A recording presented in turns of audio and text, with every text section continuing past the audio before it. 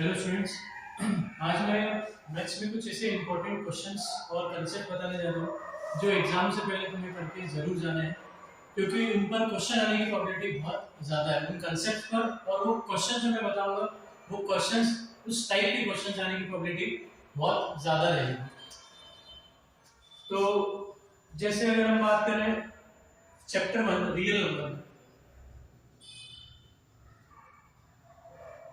Real number में HCF और LCM पर क्वेश्चन बहुत इंपॉर्टेंट है, वो आएगा ही आएगा एचसीएफ एंड एलसीएम पर। और किस टाइप का, तो ऑब्जेक्टिव में जो है वो इस टाइप से क्वेश्चन पूछ सकते हैं कि भाई हमारे पास दो नंबर है, ए है पी क्यूब क्यू स्क्वायर और बी एक नंबर है, ठीक है, पी स्क्वायर 3 भी दे सकते हैं, जैसे 3p स्क्वायर और क्यू क्यूब, ठीक। अब तुमसे पूछ लिया इसका एचसीएफ क्या है, what is the HCF of these two numbers. करना क्या है, पी क्यूब क्यू स्क्वायर को हम फैक्टर्स में डिवाइड करते हैं, p into p into p into q into q, और b के फैक्टर्स निकालें तो 3 into p into p into q into q into q, ठीक है।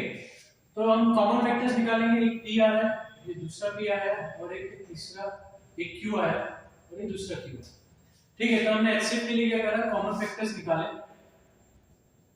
तो एक p इधर से मिला, एक p इधर से, एक q और एक q, तो हमारा एचसीएफ आ गया p square into q square, ठीक है। और अगर एलसीएम निकालने की बात की तो तुम्हें क्या करना है, एलसीएम में दोनों में जो फैक्टर्स है, ठीक है, उनकी हाईएस्ट पावर को लेना। जैसे अगर हम बात करें यहाँ एक फैक्टर है p और यहाँ भी है p, ठीक है, जरूरी नहीं है कि यहाँ p हो, ना भी हो तो भी चलेगा, हमें तो सारे फैक्टर्स पे बात करनी है। तो इसका फैक्टर है p जिसकी पावर है 3, इसका फैक्टर है p जिसकी पावर है 2, हाईएस्ट पावर क्या है 3, तो p क्यूब हम ले लेंगे यहाँ। q में हम बात करें तो q की हाईएस्ट पावर क्या है q क्यूब, वो हम इसके साथ मल्टीप्लाई में ले लेंगे। और एक फैक्टर तुम्हें 3 भी दिख रहा है जो b का है, वो भी हमें लेना पड़ेगा, तो हमारा एलसीएम आ गया 3p क्यूब q क्यूब। ये बहुत इंपॉर्टेंट है, ठीक है, बहुत चांसेस है इस टाइप के क्वेश्चन ऑब्जेक्टिव में पूछने के, तो इस टाइप के क्वेश्चन जरूर करके जाना, ठीक है। और जैसे हम बात करें लीनियर पॉलिनोमियल में, पॉलिनोमियल में भी इस टाइप के क्वेश्चंस को पूछ सकते हैं कि भाई एक पॉलिनोमियल है, ठीक है, kx square sorry 2x square minus kx plus 6, ठीक है। और तुम्हें बोला कि भाई अल्फा बीटा इसके जीरोस है, अल्फा बीटा क्या है, जीरोस, सच दैट किस तरह से कि sum of zeros is half of product of zeros, sum of zero किसके बराबर है, half of product of zeros. और फिर बोल दिया भाई k की वैल्यू फाइंड करो, फाइंड k। तो यहां देखो अल्फा प्लस बीटा होता है माइनस b बाय, वो रख देंगे, और अल्फा इंटू बीटा होता है c बाय, वो हमने यहां रख दिया। a से काट देंगे, b की वैल्यू माइनस k और c की वैल्यू है 6, तो k की वैल्यू आ जाएगी 3, ठीक है। तो इस टाइप से वो क्वेश्चंस पूछ सकते हैं कि भाई alpha plus beta is half of alpha beta. ऐसे ही बोल सकते हैं कि 1 0 is reciprocal of other, find के, मतलब अल्फा इज 1 अपॉन बीटा, ठीक है। इस टाइप से क्वेश्चन पूछ ले, पर यहाँ पॉलिनोमियल को चेंज करके देंगे, ठीक है ना। इस केस में पॉलिनोमियल क्या करके देंगे, वो चेंज करके देंगे, ठीक है। उसमें पॉलिनोमियल तुम्हें ऐसा कुछ दे देंगे px kx square plus 5x minus 3, इस टाइप से कुछ दे देंगे, ठीक है। तो यहाँ अल्फा इंटू बीटा कितना हो जाएगा 1, अल्फा इंटू बीटा होता है c by is equals to 1, c की वैल्यू -3, a की वैल्यू k, तो k इधर इनटू में जाएगा तो k की वैल्यू आ जाएगी -3, ठीक है। तो इस टाइप के क्वेश्चंस को तुमसे पूछ सकते हैं, इस टाइप के क्वेश्चंस जरूर करके जाना, ठीक है। ऐसा भी पूछ सकते हैं कि भाई पॉलिनोमियल है x square minus 5x plus 6, इसके जीरोस है अल्फा बीटा, तो तुम्हें एक ऐसा पॉलिनोमियल निकालना है जिसके जीरोस 1 अपॉन अल्फा और 1 अपॉन बीटा, ठीक है, जिसके जीरोस क्या हो 1 अपॉन अल्फा 1 अपॉन बीटा। इसकी एक शॉर्ट ट्रिक है, अगर तुमसे बोला कि भाई अल्फा बीटा इसके जीरोस है 1 अपॉन अल्फा 1 अपॉन बीटा, जिसके जीरोस होंगे उस वो पॉलिनोमियल फाइंड करो। तुम्हें कुछ नहीं करना है, वो पॉलिनोमियल निकालने के लिए c को a की जगह ले जाओ और a को c की जगह। तो a हमारा 1 है, वो c की जगह जाएगा तो +1 इधर आ जाएगा। c जो 6 है वो a की जगह जाएगा तो 6x स्क्वायर, बाकी जो बीच के टर्म है मिडिल टर्म है वो सेम रखनी है। ये हमारा आंसर आ गया। ये ऑब्जेक्टिव के लिए बहुत अच्छी तरीका है। इसमें क्या करना है, सिर्फ कोएफिशिएंट्स को चेंज करना है, कांस्टेंट को ले जाना है a के कोएफिशिएंट की तरफ और a को ले जाना है कांस्टेंट की तरफ। मतलब a को बना देना है कांस्टेंट और कांस्टेंट को बना देना है coefficient of x square a। तो हमारा एक आंसर आ जाएगा। तो इस टाइप के क्वेश्चन जरूर करके जाना, एग्जाम में प्रोबेबिलिटी बहुत ज्यादा है ऐसे क्वेश्चंस के पूछने की। लीनियर इक्वेशन में बात करें, देखो व्हाट प्रॉब्लम से कुछ नहीं बोल सकते कि भाई व्हाट प्रॉब्लम एज पे आएगी कि स्पीड पे आएगी कि है ना कॉस्ट पे आएगी, जैसे है ना जो तुम्हें एनसीईआरटी में दिए हुए हैं। पर ये 100% श्योर है कि इस टाइप का क्वेश्चन वो पूछ सकते हैं। हमारे पास दो इक्वेशन है a1x b1y c1 0, then a2x b2y c2 0, ठीक है ना। तो इस पर बेस्ड क्वेश्चंस पूछने की प्रोबेबिलिटी बहुत ज्यादा है कि यूनिक सॉल्यूशन है तो k की वैल्यू फाइंड करो, a भी फाइंड करो, ऐसे क्वेश्चन एनसीईआरटी में दिए हुए हैं ना। तो यूनिक सॉल्यूशन के लिए कंडीशन होती है a1 upon a2 not equals to b1 upon b2। Unique को हम कंसिस्टेंट भी बोलते हैं और इंटरसेक्टिंग लाइंस। तो वो किसी भी कंसिस्टेंट बोल के तो नहीं करेंगे, वो सॉल्व मतलब करवाएंगे, क्योंकि कंसिस्टेंट जो है वो इनफाइनाइटली वेरी सॉल्यूशन भी होता है। तो वो इंटरसेक्टिंग बोल सकते हैं, यूनिक बोल सकते हैं कि भाई ये दो लाइंस हैं, इनका सॉल्यूशन यूनिक है, find the value of a, find the value of k, find the value of t, जो भी वो आर्बिट्ररी कांस्टेंट दे, ठीक है। इंटरसेक्टिंग बोल सकते हैं, कंसिस्टेंट नहीं बोलेंगे क्योंकि कंसिस्टेंट इनफाइनाइटली वेरी सॉल्यूशन भी होता है। इनफाइनाइटली वेरी सॉल्यूशन में क्या होगा,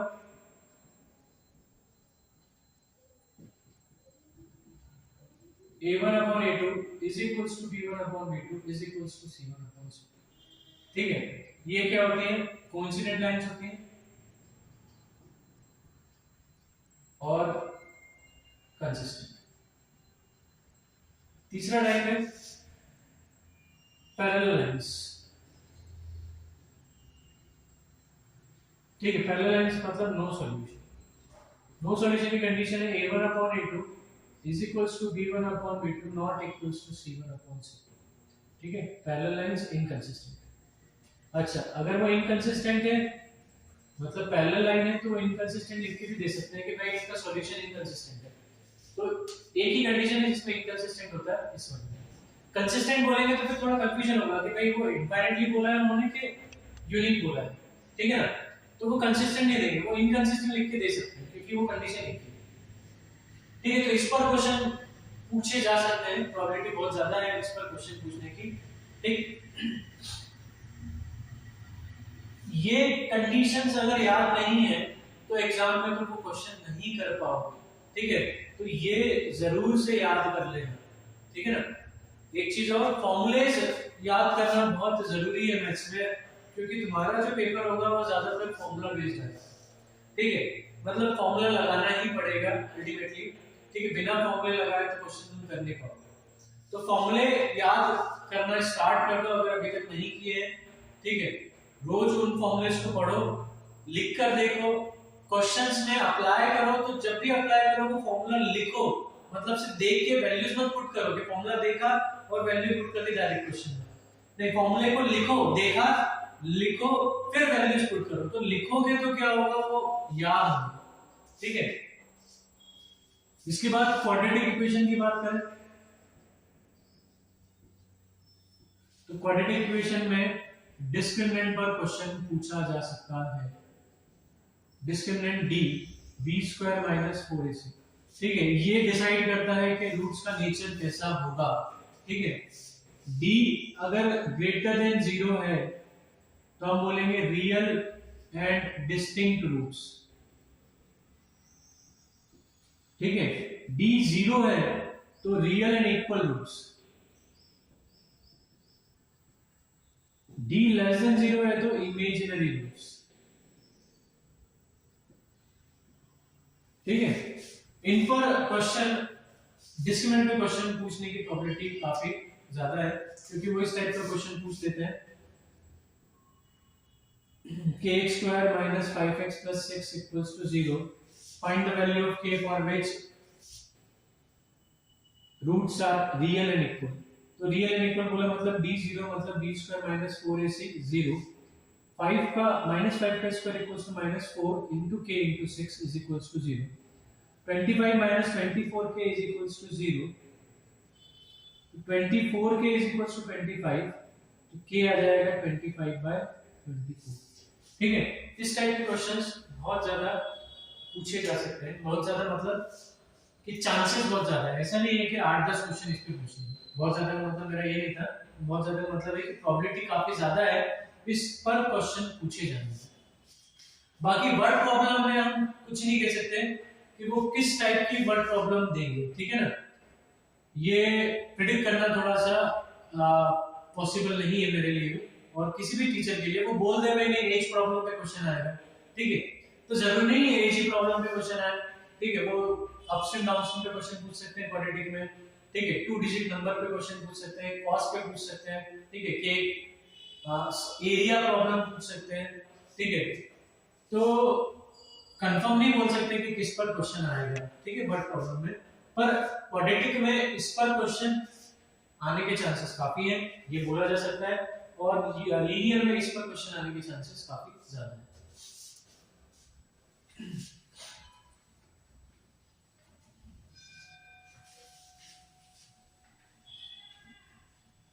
अच्छा, एपी में अगर हम बात करें तो एपी में एज सच कुछ शॉर्ट में लिखते हैं एपी, ठीक है, टाइम वेस्ट क्यों करें, हमारा टाइम काफी कीमती है। एपी, तो एपी में तुम्हें सिर्फ फॉर्मूले याद करके जाओ, a = a + n - 1d, ये एसएन का फॉर्मूला, ठीक है, एसएन का formula n/2 2a + n - 1 * d, ठीक है, और Sn = n/2 first term plus last term, ठीक है, एक nth टर्म फ्रॉम लास्ट, इसका फॉर्मूला भी याद कर लो, L - n - 1 * d, ठीक है, L हमारी लास्ट टर्म, n हमारा जो टर्म हमें निकालना है लास्ट से वो, और कॉमन डिफरेंस तुम निकाल लोगे, एक ही दिया होगा तो ये फॉर्मूला हम यूज कर सकते हैं। देखो फॉर्मूला कैसा है इसकी हम बात करें तो लास्ट में हमारी L है, तो इसकी पिछली टर्म क्या होगी, इसमें d माइनस करें तो इसकी पिछली टर्म मिलेगी, और फिर d माइनस करें तो ये हो जाएगा 2d, L - 2d, फिर d माइनस करेंगे तो L - 3d, इस तरह से हम चलते जाएंगे। अब तुमसे बोला लास्ट से nth टर्म निकालो, तो L माइनस, देखो फोर्थ टर्म के लिए क्या आ रहा है 3 आ रहा है, थर्ड टर्म के लिए 2 आ रहा है, nth टर्म के लिए क्या आएगा L - 1d, तो इस तरह से फॉर्मूला निकला है, ठीक। अच्छा, एक क्वेश्चन जो पूछा जा सकता है, ठीक है, वो काफी इंपॉर्टेंट है, वो ऐसा दे दें कि भाई k + 2 k + 4 एंड k + 6, ठीक है,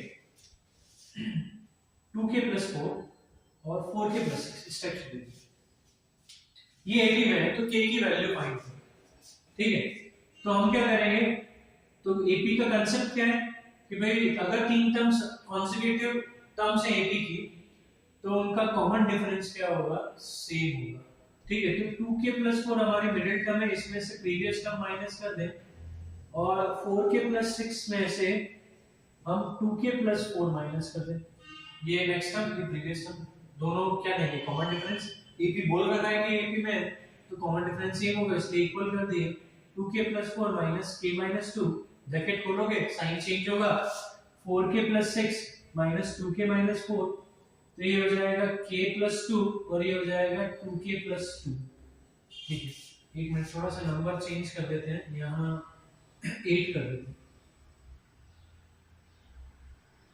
8 कर देते हैं, तो ये 8 हो जाएगा, तो 8 - 4 4 हो जाएगा, ठीक है, तो 2 - 4 = 2k - k, तो k = आ जाएगा -2, इस टाइप के क्वेश्चंस पूछने के चांसेस है कि 3 टर्म्स में एपी में दी हुई है तो के की वैल्यू फाइंड करो, या के नहीं होगा तो यहाँ ए हो जाएगा, या ऐसा क्वेश्चन भी पूछ सकते हैं show that these terms are in AP, तो शो करना है तो दोनों का कॉमन डिफरेंस क्या आना चाहिए, सेम, इन दोनों को सब्ट्रैक्ट करो, इन दोनों को सब्ट्रैक्ट करो, कॉमन डिफरेंस सेम आना चाहिए। इस क्वेश्चन में नहीं होगा, ऐसे क्वेश्चन दूसरे पूछा जा सकता है, ठीक है, जिसमें कॉमन डिफरेंस सेम आएगा। अच्छा, अगर तुम्हें 3 टर्म्स एपी में लेनी है जिनका सम दिया हुआ है, तुम्हें बोला है कि sum of 3 terms of AP, ऐसा दे दिया, तो वो 3 टर्म्स जब तुम अज्यूम करोगे तो a minus b a plus b करना, क्योंकि जब तुम इनका सम करोगे, क्योंकि सम हमें दिया हुआ है, उससे हमें मिडिल टर्म मिल जाएगी 3a इज इक्वल टू, मान लो इनका सम दे दिया 18, तो 3a इज इक्वल टू 18, तो a हो जाएगा 6, तो हमें मिडिल टर्म मिल जाएगी, और इन टर्म में 6 माइनस d हो जाएगा 6 प्लस d हो जाएगा। उसके बाद एक कंडीशन और दी होगी जिससे हम d निकाल पाएंगे। 4 टर्म्स की अगर बात करें तो तुम्हें लेना है a minus 3d, a minus d, a plus d and a plus 3d, और 5 टर्म्स की बात करें तो a minus 2d, a minus d, a plus d and a plus 2d तुम्हें लेना है, ठीक है। तो जब भी सम दिया होगा ना, एपी में टर्म्स का सम दिया है, 3 टर्म्स का सम, 4 टर्म्स का सम, 5 टर्म्स का सम, तो 3 टर्म के लिए ये टर्म लेनी है, अगर 3 टर्म एपी में दी हुई है तो ये लेनी है, 4 बोला है तो ये लेनी है, 5 बोला है तो ये लेनी है, ठीक है। क्योंकि सम बोला है तो हमें सम करने पर d कैंसिल आउट होगा और मिडिल टर्म मिल जाएगा, क्लियर। इसमें मिडिल टर्म नहीं मिलेगी, इसमें सब a मिल जाएंगे, है ना, ये a मिल जाएगा तो चारों टर्म्स के फर्स्ट वैल्यू मिल जाएगी। फिर एक और कंडीशन दी होगी जिससे हम क्या निकाल लेंगे, d निकाल लेंगे। तो एपी में ये चीजें करके जाना, फॉर्मूलेस तो याद होने चाहिए, फॉर्मूले याद नहीं है, ठीक है, तो कोई मतलब नहीं है। ये तो वही बात हो गई, तुम लड़ाई करने गए, ठीक है, जंग में, और फिर वहां तुम्हारे पास हथियार ही नहीं, ठीक है ना, तो ये तुम्हारे हथियार है एग्जाम के लिए, तुम्हारे पास जो फॉर्मूले हैं तुम्हारे क्या है, हथियार। ये अगर प्रिपेयर नहीं है, ये तैयार नहीं है, तो फिर तुम क्वेश्चन नहीं कर पाओगे। वहां तुम्हारा आता भी होगा कि नहीं इसमें ऐसा करेंगे, पर फॉर्मूला ही याद नहीं है तो तुम करोगे क्या, कुछ नहीं कर सकते।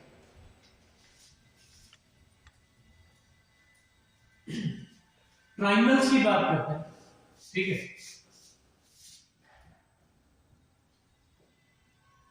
तो ट्रायंगल्स की अगर हम बात करें तो याद रखना, ट्रायंगल्स में पहले तो सारी थ्योरम्स याद होनी चाहिए, थ्योरम्स के स्टेटमेंट भी याद होने चाहिए।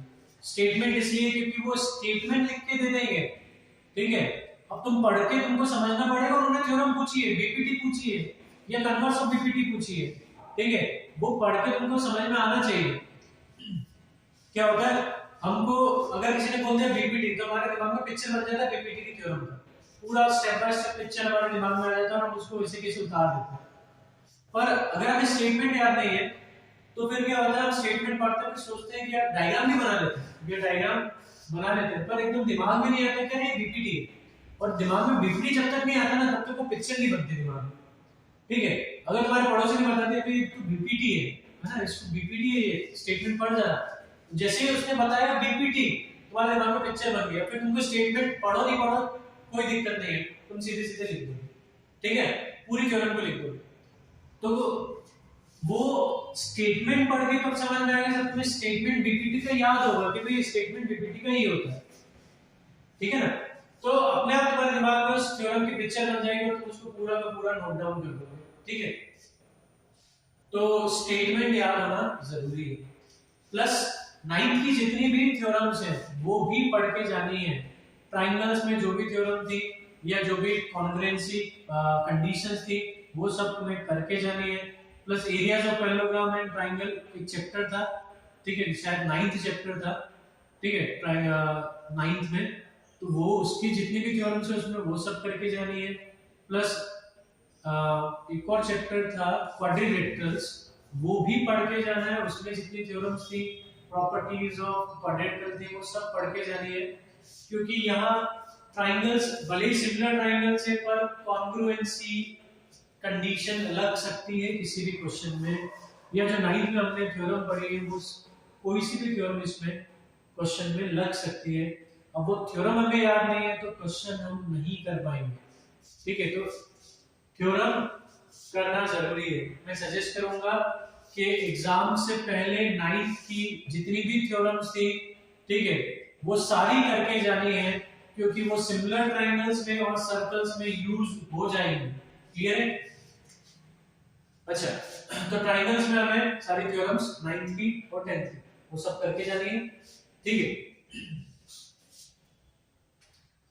जैसे एक थ्योरम है, triangles of the same base and between same parallels are equal in area, ये थ्योरम भी हमारे क्वेश्चंस में लग जाती है। Triangles of the same base and having equal area lies between same parallels, ये भी थ्योरम हमारे क्वेश्चंस में लगती है। ठीक है, congruent triangles have equal area, ये थ्योरम भी यहाँ सिमिलर ट्रायंगल्स में तुम्हें कई कई क्वेश्चंस में लगती हुई मिलेगी। तो ट्रायंगल्स में तो देखो ऐसा कोई ऐसा इंपॉर्टेंट क्वेश्चन नहीं है कि ये करके ही जाना है, बहुत इंपॉर्टेंट है। ट्रायंगल्स में जरूरी है थ्योरम्स का याद होना, थ्योरम्स अप्लाई करने के लिए तुम्हें प्रैक्टिस करनी पड़ेगी, तो वो क्वेश्चंस की तुम प्रैक्टिस करोगे, अप्लाई करना आ जाएगा, और 9th की थ्योरम्स भी पढ़ के जाना है। इसके बाद हम बात करें कोऑर्डिनेट ज्योमेट्री की।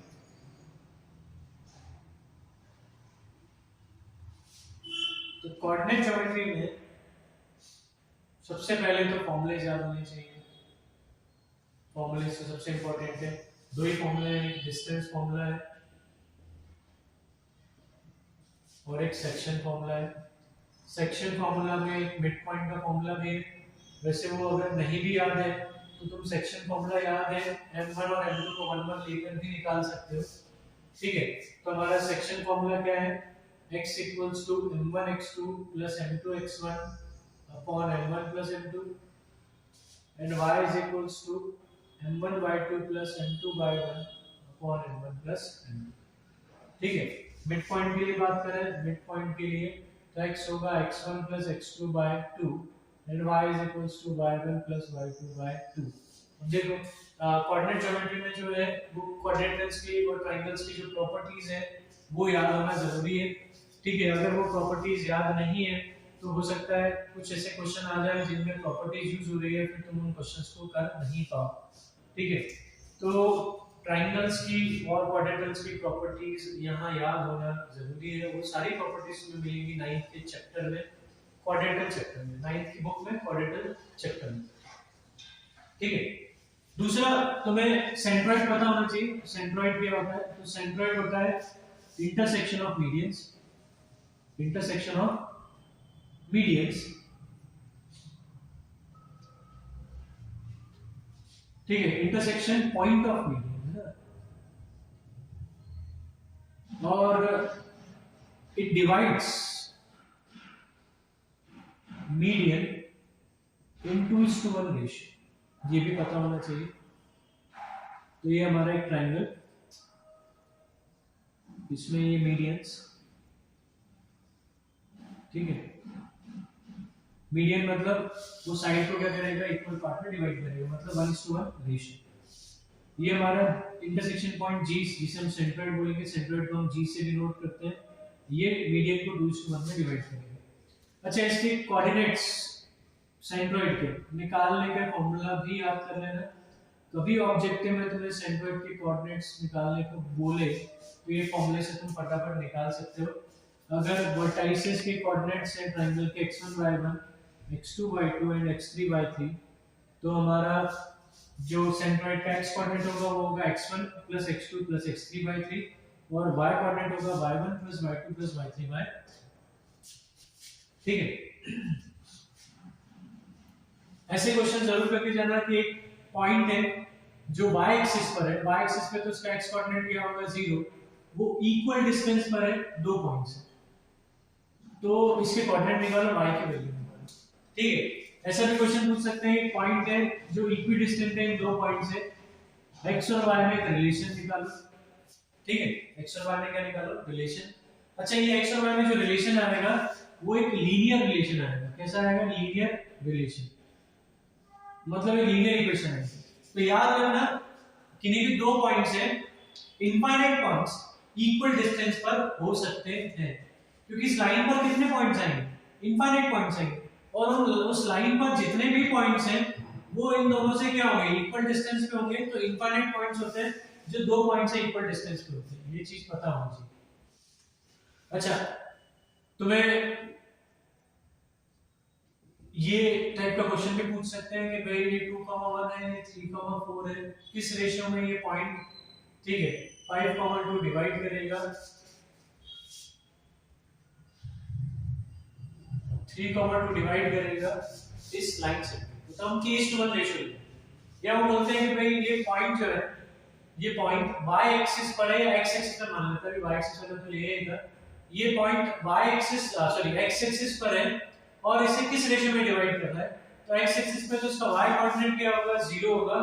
अच्छा ये कोऑर्डिनेट हमें पता है, इसका y भी पता है, क्योंकि y x एक्सिस पे बोला तो y कोऑर्डिनेट 0 होगा, और इसका y भी पता है, तो y वाले फॉर्मूले से, इस वाले फॉर्मूले से, ठीक है, हम रेशियो फाइंड कर सकते हैं, और एक बार रेशियो मिल गया तो इसका x कोऑर्डिनेट हम निकाल सकते हैं, ठीक है। तो इस टाइप के क्वेश्चन जरूर करके जाना।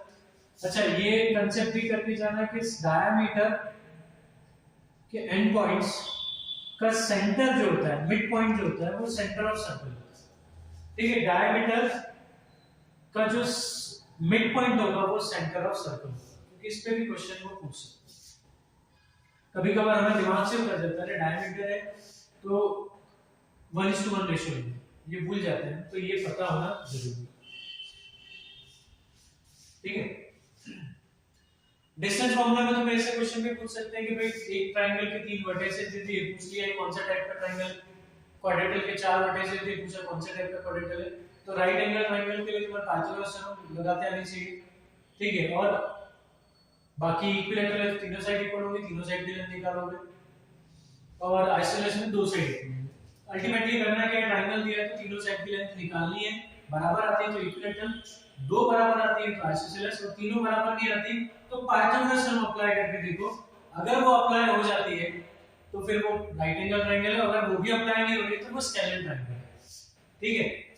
और क्वाड्रेटल में हम क्या करेंगे, क्वाड्रेटल में हम सबसे पहले चारों साइड की लेंथ निकालेंगे, अगर अपोजिट साइड्स, चारों साइड की हमने क्या निकाली, लेंथ निकाली, अगर अपोजिट साइड इक्वल आती है तो भाई वो रेक्टेंगल या पैरेललोग्राम दोनों में से कुछ एक हो सकता है, तो उसके लिए फिर हमें क्या करना पड़ेगी, डायगोनल की लेंथ निकालनी। डायगोनल की लेंथ अगर मेरा लिख देता हूं एक काम करके, ऐसे थोड़ा क्लियर नहीं होगा बोलने से, हम क्या करेंगे, find length of all sides of quadrant, पहला काम तो तुम्हारा ये करना, ठीक है। अब इसके बाद अगर अपोजिट साइड इक्वल आती है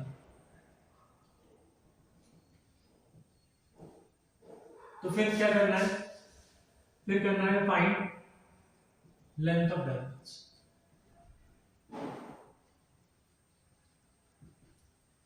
ठीक है। उसके बाद अगर डायगोनल्स अनइक्वल आती है तो पैरेललोग्राम,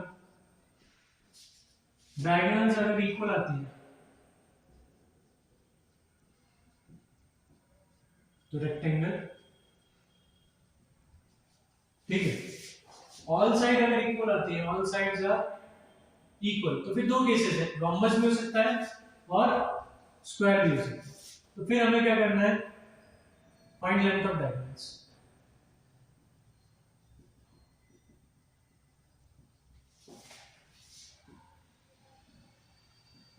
डायगोनल्स इक्वल है तो स्क्वायर, तो डायगोनल्स अनइक्वल है तो रोम्बस, क्लियर, बहुत इजी सा है। एक चीज और भी कर सकते हो इसमें, तो intersection point of intersection diagonals का मिड पॉइंट निकाल सकते हो, find mid point of diagonals.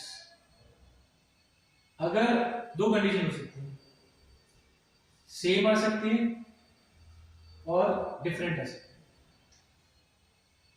अगर डिफरेंट आएगा तो मतलब वो ना तो स्क्वायर है, ना रेक्टेंगल है, ना पैरेललोग्राम है, ना रोम्बस है, ठीक है, क्योंकि डायगोनल चारों, इन चारों क्वाड्रेंट में डायगोनल बाइसेक्ट करता है, तो डायगोनल्स के मिड पॉइंट अगर सेम नहीं है तो फिर वो कोई सा भी क्वाड्रेंटल नहीं है, वो सिंपल क्वाड्रेंटल है।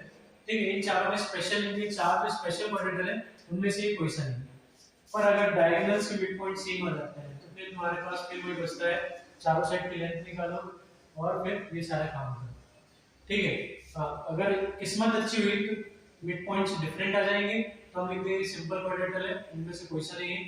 पर उसकी प्रोबेबिलिटी बहुत कम है क्योंकि उन्होंने पूछा है किस टाइप का क्वाड्रेंटल है, तो पॉसिबिलिटी 99% पॉसिबिलिटी होगी कि या तो वो पैराग्राम या रेक्टेंगल या स्क्वायर या कॉम्बोस हो। ठीक है, 1% प्रोबेबिलिटी कि वो किसी भी टाइप का क्वाड्रेंटल ना हो। तो सजेस्ट मैं पहले यही करूंगा कि ये वाला करो क्योंकि इसमें फिर टाइम खराब करोगे। ठीक है, अगर प्रैक्टिस बहुत अच्छी है तो मन में तुम निकाल सकते हो मिड पॉइंट्स दोनों डायगोनल्स के। ठीक है, ज्यादा टाइम नहीं लगेगा, 10 सेकंड से 20 सेकंड, अगर बहुत अच्छी प्रैक्टिस है 10-20 सेकंड में तुम्हारा काम हो जाएगा। और जैसे 10-20 सेकंड में मन में तुम्हारे ये काम हुआ तुम इसको लिख और डिफरेंट आ गया तो फटाफट करके दिखा दो, है ना, कॉपी में लिख दो और लिख दो कि भाई ये इन चार में से कोई सा क्वाड्रेंटल नहीं है। पर अगर कभी सेम आ गया तो फिर फटाफट ये काम करना चालू करो। ठीक, आगे बढ़ते हैं। इसके बाद ट्रिगो पे बात, हमारा एक चैप्टर ट्रिगो है, ट्रिग्नोमेट्री, जो सबसे टफ लगता है बच्चों को क्योंकि इसमें जो आइडेंटिटीज वाला पार्ट है वो फोर्थ एक्सरसाइज वो काफी दिक्कत देती है। और वो दिक्कत बताओ क्यों देती है, क्योंकि तुम्हारी प्रैक्टिस नहीं है। ठीक है, दिक्कत कोई चीज कब देती है, जब तुम्हारी प्रैक्टिस उसमें ना हो। ठीक है, तुम जब उसके बहुत सारे क्वेश्चंस करोगे, ठीक है, आइडेंटिटीज पे बेस्ड बहुत सारे क्वेश्चंस अगर तुमने कर लिए तो क्या होगा, वो पार्ट तुम्हें इजी लगने लग जाएगा, उसमें दिमाग लगना चालू हो जाएगा तुम्हारा, है ना।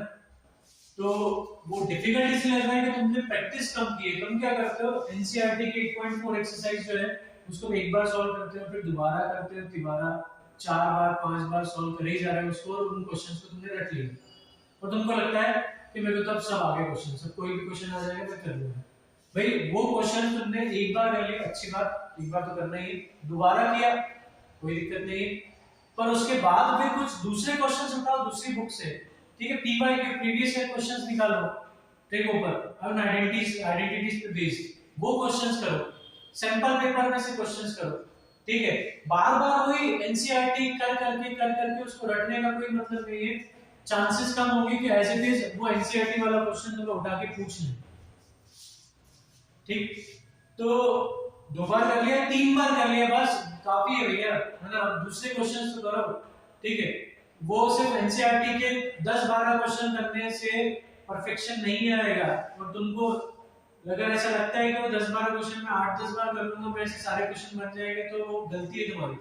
ठीक है, वो नहीं बनेंगे तुमसे जो दूसरे क्वेश्चन उन्होंने पूछ लिए, क्योंकि तुमने वो 8-10 बार करके रट लिए, तुमको लग रहा है तुमको समझ में आ गया, नहीं तुमने रट लिया उनको। ठीक है, तो ट्रिग्नोमेट्री में सबसे पहले तो देखो तुम्हें सारे फॉर्मूलेस पता होना चाहिए, sin theta p by h, cos theta p by h, tan theta p by b, sec h by b, cosec, है ना, h upon p, cot b upon p, ये सब पता होना चाहिए। cosec theta 1 upon sin theta, sec theta 1 upon cos theta, cot theta 1 upon tan theta, और इनसे खेलते भी आना चाहिए कि भाई sin को मैं इधर ले जाऊं तो sin theta into cosec theta 1 हो जाएगा, ये cosec थीटा को इधर डिवाइड में ले जाओ तो sin थीटा हमारा 1 upon cosec थीटा, कब क्या कन्वर्ट करने की जरूरत पड़ जाए। ठीक है, तो इसको ट्रांसफॉर्म करते भी आना चाहिए, इससे खेलते भी आना चाहिए कि इसको इधर ये चेंज आ जाएगा, ये आंसर आएगा। ठीक है, तो ट्रांसफॉर्मेशन भी आता बनना चाहिए तुमसे, सिर्फ ये रट के नहीं जाना है। ठीक, कुछ बच्चे ये रट लेते हैं फिर उनके दिमाग में आता ही नहीं है कि साइन को इधर कॉसेक को इधर भी ले जा सकते हैं, ये साइन को कॉसेक के साथ इंटू कर दे तो 1 हो जाता है। ठीक है, बस वो ये रट के चले जाते हैं। ठीक है, थोड़ा दिमाग लगाओ, ये डिवाइड में इधर जाके मल्टीप्लाई में आएगा तो 1 भी आएगा, कहीं sine theta into cosec theta देखे तो उसे 1 भी करते आना चाहिए। दूसरी बात, tan theta sin theta upon cos theta ये भी पता होना चाहिए, cot theta cos upon sin ये पता होना चाहिए। वो टेबल तो तुम्हें याद होनी चाहिए, trigonometric 0 degree, 30 degree, 45 degree, 50 degree, 45 degree, 60 degree, 90 degree. ठीक है, कैसे याद करनी है? अगर वैसे तो रटी हुई होनी चाहिए, मैं तो ये सजेस्ट करूंगा कि वैल्यूज एकदम रटी हुई होनी चाहिए, ठीक है ना? पर कभी फिर भी याद नहीं हो पा रही है, बार बार करने के भी तुम्हें याद नहीं हो रही है, तो फिर क्या करना, बनाना आना चाहिए ट्रिग्नोमेट्रिक टेबल। तो जैसी कॉपी में ले, पेंसिल से ट्रिग्नोमेट्रिक टेबल पहले बना लो लास्ट वाले पेज पर, और फिर उसको देखकर हम जो क्वेश्चंस पेपर में आएंगे यूज करेंगे। तो 0 1 2 3 4 ये चार नंबर लिख दिए, उसके बाद इन सबको 4 से डिवाइड कर दिया, सबको क्या करा, 4 से डिवाइड किया, और जो कटता है काट दिया, ये नहीं कटेगा सॉरी, काट दिया। इसके बाद स्क्वायर रूट ले लो, टेक स्क्वायर रूट, तो हमें sin थीटा की वैल्यू मिल जाएगी। 0 का स्क्वायर रूट 0 होता है, 1 का स्क्वायर रूट 1, 4 का 2, 1 का 1, 2 का रूट 2, 3 का रूट 3, 4 का 2 और 1 का 1। बस फिर क्या करना है, फिर तो सब काम हो जाएगा, इसको पलट दो, तो 1 रूट 3 बाई 2, 1 बाई 2, सॉरी ये तो नीचे एज इट इज आएगा, 1 बाई रूट 2, 1 बाई 2 और 0। tan थीटा हमें पता है sin upon cos tan theta होता है, sin theta upon cos theta क्या होता है, tan थीटा। तो इनको डिवाइड कर दो, 0 अपॉन 1 0, इसको डिवाइड किया 2 से 2 कैंसिल, 1 बाय √3, यहां 1 बाय √2 से 1 बाय √2 कैंसिल, 1 2 से 2 फिर कैंसिल, √3 और 1 अपॉन 0 नॉट। cot थीटा के लिए क्या करोगे, tan की वैल्यूज को पलट दोगे, तो not defined √3 1 1 by √3 then 0। sec theta तो तुम्हें पता है, sec theta 1 upon cos, cos का रेसिप्रोकल होता है, तो 1 का रेसिप्रोकल 1 होगा, √3 बाय 2 का 2 बाय √3 होगा, 1 बाय √2 का √2 होगा, 1 बाय 2 का 2 और 1 बाय 0 का नॉट डिफाइंड। लास्ट बचा है हमारा cosec थीटा, तो sec थीटा की वैल्यूज को पलट दो, तो नॉट डिफाइंड 2 2 बाय सॉरी √2 तो एज इट इज नीचे आएगा, 2 बाय √3 एंड 1। ये ट्रिग्नोमेट्रिक टेबल बन। सजेस्ट तो मैं यही करूंगा कि एकदम रटा हुआ होना चाहिए, कि वैल्यूज पूछी sin 30 सीधे सीधे दिमाग से है ना, आंसर निकलना चाहिए 1 by 2, cos 60 1 by 2, sin 45 1 by √2, tan 60 √3, cot 60 1 by √3, tan 30 1 by √3, cot 45 1, ये सारी वैल्यूज एकदम से निकलनी चाहिए, ठीक है। और वो वैसे रटती प्रैक्टिस है, प्रैक्टिस कम है, तो ये बनाना सीख लो, ठीक है, क्योंकि प्रैक्टिस हमने कम की है, तो वैल्यूज इतनी जल्दी तो याद होनी नहीं है, ठीक है। प्रैक्टिस काफी ज्यादा करनी पड़ती है, वैल्यूज पुट कर करके हम याद करते हैं उन चीजों को, और वो दिमाग में फिट हो जाते हैं। तो प्रैक्टिस करना तो बनाना सीखो, ठीक है। इसके बाद है ट्रिग्नोमेट्रिक। अच्छा, इसमें एक चीज और भी पता होना चाहिए कि sin थीटा की वैल्यू 0 से 90 जा रहा है तो बढ़ रही है कि घट रही है, ठीक है। cos थीटा की वैल्यू 0 से 90 जा रहा है कि बढ़ रही है कि घट रही है, ठीक है। tan थीटा 0 से 90 जाने पर उसकी वैल्यू बढ़ रही है कि घट रही है। cot थीटा की वैल्यू 0 से 90 जाने पर इंक्रीज हो रही है डिक्रीज हो रही है। sec थीटा cosec थीटा इनकी वैल्यू 0 से 90 जाने पर इंक्रीज हो रही है डिक्रीज हो रही है, याद होना चाहिए, पता होना चाहिए कि किसकी वैल्यू इंक्रीज हो रही है, किसकी वैल्यू डिक्रीज हो रही है। वो इस कांसेप्ट पर क्वेश्चन बनाकर पूछ सकते हैं, ठीक है, कि भाई sin थीटा 0 से 90 जा रहा है तो इंक्रीज होगा, तो cos थीटा भी इंक्रीज होगा क्या, वो असर्शन रीजन में भी इस टाइप के क्वेश्चन पूछ सकते हैं, ठीक है। तो ये पता होना चाहिए कि sin थीटा 0 से 90 में इंक्रीज होता है, cos थीटा डिक्रीज होता है, tan थीटा इंक्रीज होता है, cot थीटा डिक्रीज होता है, cosec थीटा डिक्रीज होता है और sec थीटा इंक्रीज होता है, क्लियर, ये पता होना चाहिए। दूसरा एक बहुत इंपॉर्टेंट जो बच्चे बहुत गलती कर लेते हैं उस चक्कर है ना, उस पार्ट में तुम्हें दे दिया sin 2 theta is equals to 1 by 2, theta की वैल्यू निकालो। कुछ बच्चे क्या करते हैं, ये 2 जो है ना वो डिवाइड में ले जाते हैं, sin theta is equals to 1 by 4 कर देते हैं, 2 डिवाइड में लेंगे, भाई ये एंगल sin के अंदर है, एंगल है, ये बाहर नहीं निकलेगा, इस 2 को तुम डिवाइड में नहीं ले जा सकते, ठीक है। तो ये गलतियां मत करना, sin 2 थीटा 1 by 2 दिया तो sin थीटा 1 by 4 कर दिया, गलत हो जाएगा। ये एंगल है, ये 2 बाहर नहीं निकलेगा, बच्चे निकालते हैं ये, ठीक है, बहुत गड़बड़ करते हैं, तो ये गड़बड़ अपने को करके नहीं आनी है, इस एंगल को अंदर ही रखना है। तुम्हें क्या करना है, sin 2 थीटा 1 by 2 में देखना है किस पे होता है, तो 30 डिग्री पे, और जैसे ये दोनों साइन हुए, और याद रखना यहाँ साइन है तो यहाँ साइन ही बनाना है, cos या tan नहीं बना के आना है, नहीं तो फिर तो ये सॉल्व नहीं होगा, थीटा की वैल्यू नहीं निकलेगी। अब साइन दोनों तरफ से हटा सकते हैं, 2 थीटा 30 हो गया, इंप्लाइज करके लिख देना, और 30 से 32 से कटेगा तो 15 डिग्री हमारे पास आंसर है। ठीक है, तो ये गड़बड़ नहीं करनी। दूसरी गड़बड़ क्या करते हैं बच्चे, sin 3x और cos sin 4x दे दिया, वो sin कॉमन निकालना। वैसे इतनी सी मिस्टेक्स बहुत कम बच्चे करते हैं, पर कर देते हैं। ठीक है, sin कॉमन निकाला, 3 + 4x 7x कर दी। भाई ये मल्टीप्लिकेशन में नहीं है sin और 3x के, sin मल्टीप्लिकेशन में तो कॉमन निकाल लिए। ठीक, तो ये गड़बड़ भी नहीं करनी है, ये बिल्कुल गलत है, ब्लंडर है। ठीक, तो sin कॉमन नहीं निकलेगा।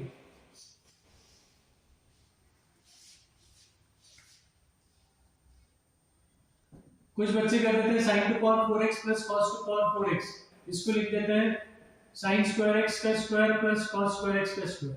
बिल्कुल सही लिखते हैं, कोई दिक्कत नहीं है, पर फिर इसको 1 कर देते हैं।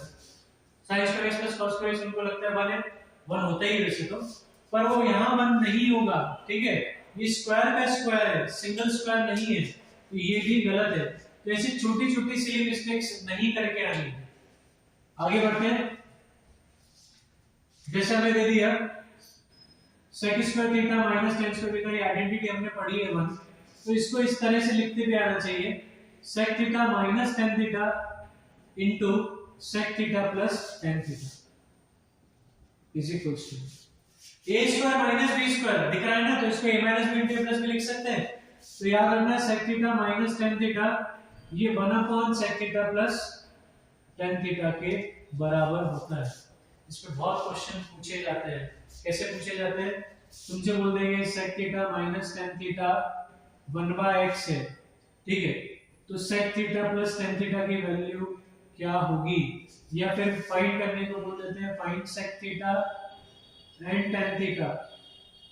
तो देखो sec theta minus tan theta 1/x है, तो sec theta plus tan theta क्या होगा, sec theta plus tan theta 1/sec theta minus tan theta होगा कि नहीं होगा, एक दूसरे के रेसिप्रोकल है ना। तो 1/1/x, x ऊपर गया तो sec theta plus tan theta हमारे पास कितना आ गया, x मिल गया, sec theta plus tan theta की वैल्यू मिल गई। अब कभी बोला भैया sec थीटा की वैल्यू निकालो, तो ये दो लीनियर इक्वेशन दिख रही है हमें, tan थीटा कैंसिल होगा, हमें sec थीटा मिल जाएगा। फिर sec थीटा की वैल्यू किसी भी इक्वेशन पुट करके हम tan थीटा निकालेंगे। इसी तरह से cosec square theta minus cot square theta ये भी 1 है, तो a square minus b square क्या हो जाएगा, a minus b into a plus b। Same जो हमने sec और tan के साथ किया था वही हम यहां करेंगे। तो cosec theta minus cot theta क्या हो जाएगा, 1/cosec theta plus cot theta. अच्छा, इसको इधर ये भी कर सकते हैं, है ना, ऐसा जरूरी नहीं है। cosec theta plus cot theta 1/cosec theta minus cot theta हो जाएगा। बस याद रखना है एक दूसरे के रेसिप्रोकल होते हैं। आगे बढ़ते हैं।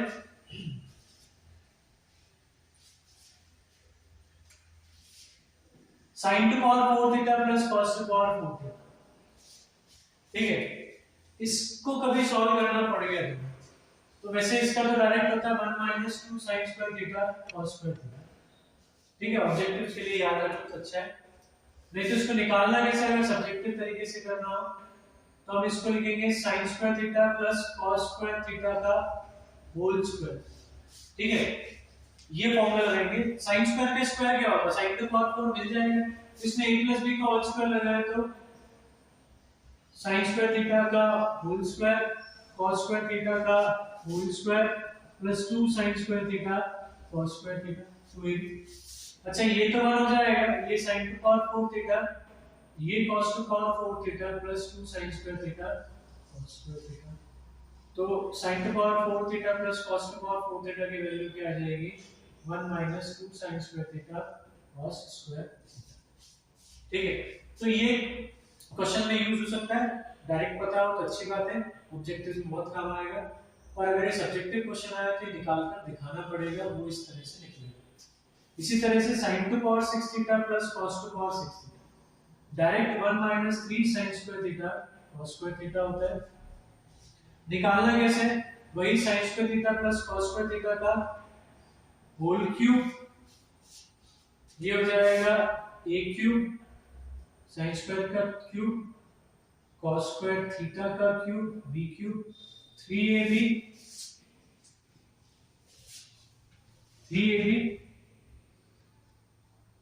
a प्लस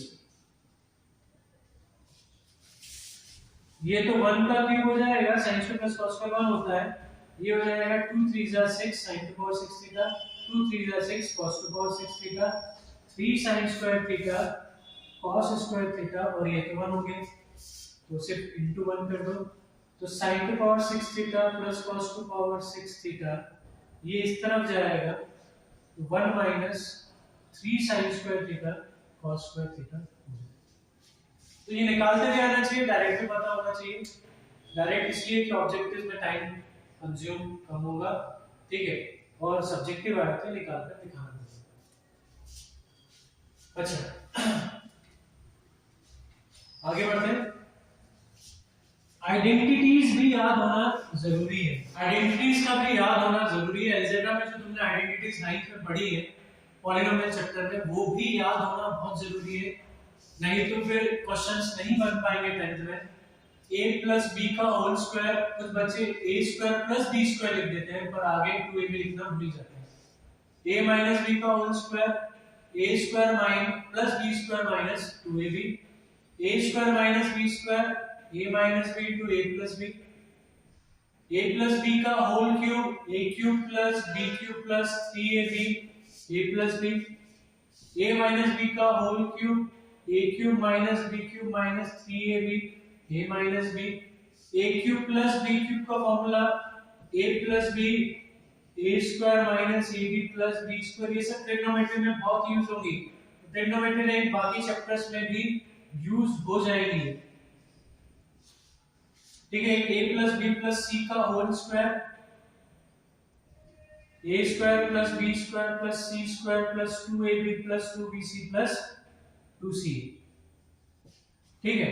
याद रखना अगर दोनों नेगेटिव है, दोनों क्या है नेगेटिव है और स्क्वायर लगा है तो फॉर्मूला a प्लस b का होल स्क्वायर लगाना है, इसको a प्लस b का होल स्क्वायर लिखकर a square plus b square plus 2ab लगा के आना है, याद रखना है।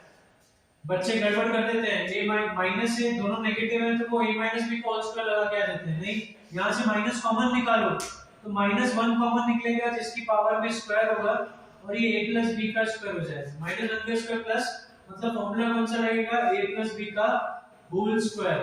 ये गड़बड़ बहुत से बच्चे करके आते हैं, कंफ्यूजन हो जाता है दिमाग में उनके कि क्या करें, ठीक है, और गलती में वो a माइनस b का होल स्क्वायर लगा देते हैं।